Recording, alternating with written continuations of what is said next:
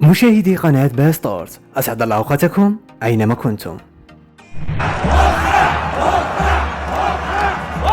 تفاجأ مشجعو مصر أثناء مواجهتهم المنتخب النيجيري لتحديد المركز الثالث تشجيع المغاربة منتخب مصر، وإهانة المدرب المصري بعبارة تنمر وصافرات استهجان المنتخب المصري أثناء النشيد الوطني. جمهور المغرب كله بيشجع نيجيريا كله. بص اسمع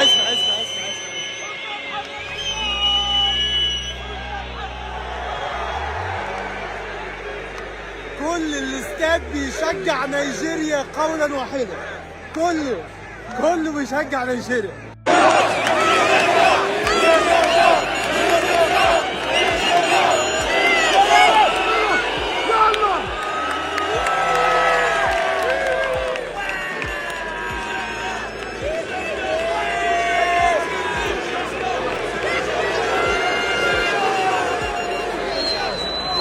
بصوا يا جماعه، انا عارف ان كتير من جمهور المغرب هيبرر هجومه على منتخب مصر في الماتش اللي شغال جوه بسبب تصريحات حسام حسن.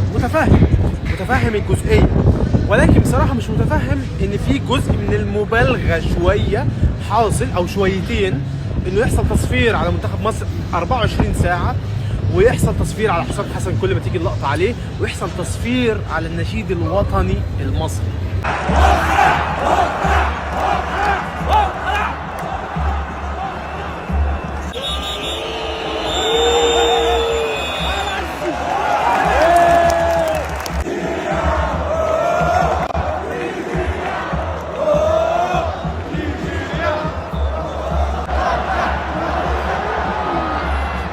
اعتقد ده كان خط احمر، دلوقتي ده تم تجاوزه. انا قلت ان حسام حسن اخطا، وقلت كمان ان الصحفي اخطا، ولو انه كان ردة فعل بشكل او باخر، وانه في حاجات كتيره كانت غلط من الطرفين. بس احنا كده مش بننهي الموقف، احنا كده بنشعل الموقف وبنخلق عداوه كبيره ممكن ما تنتهيش.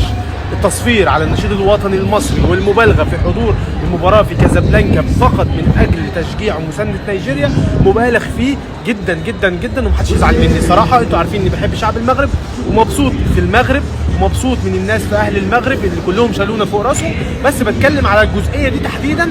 مش حلوه، ومش بس مش حلوه، مش صح مستقبلا.